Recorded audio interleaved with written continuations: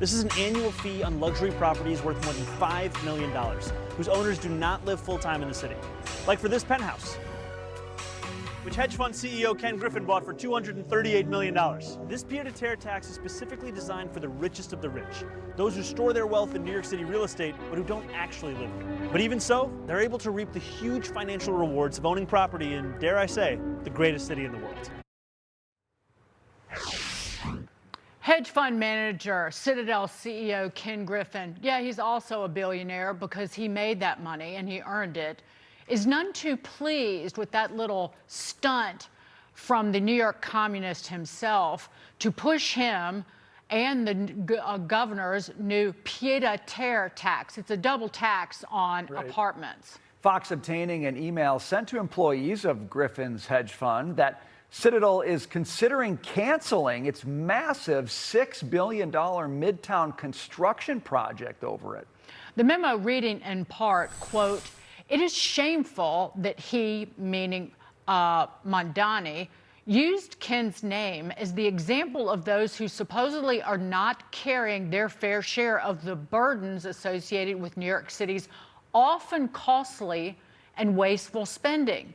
In doing so, the mayor has once again manifested the ignorance and disdain of the elite political class towards those who have been consistently committed to building one of the greatest cities in the world." For more, let's bring in Fox News political analyst and host of the Guy Benson Show on Fox News Radio, Guy Benson, along with Unleash Prosperity co-founder and America First Policy Institute senior fellow Steve Moore. Gentlemen, welcome to you both. Steve, I'm going to go to you first on this one. You know, Mamdani has long said he doesn't think the rich people are going to leave New York City when he taxes them. We could soon find out, and it could be to the tune of $6 billion or more, Steve.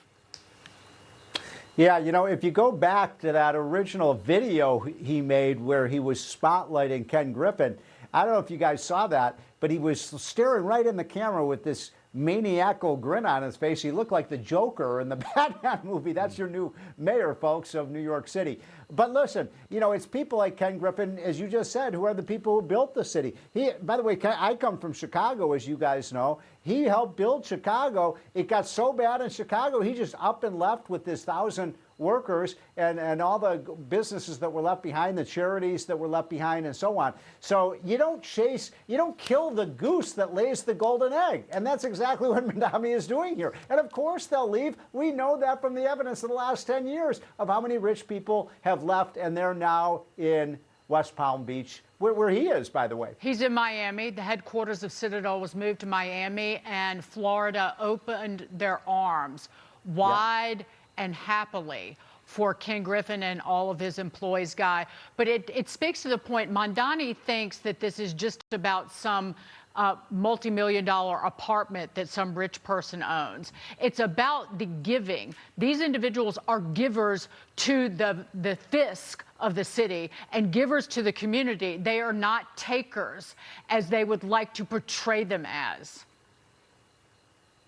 Slow clap for the mayor, because he has now jeopardized billions of dollars in investments in his city and thousands of jobs, by the way. So he could make a grinning point in a little video that went viral that made him and his fellow comrades feel good and scratched a certain itch of envy and class warfare, and that could end up having really bad effects for the city. And he didn't just demonize and scapegoat successful people broadly. He called out this one at his house by name and then expects him to just stay and have no reaction. That's a very bold strategy, and it might blow up in his face once again. All right, I want to move on to this one. Democrats' new golden boy, Hasan Piker, he's out with another doozy of a comment in an interview with a New York Times podcast. Listen to this.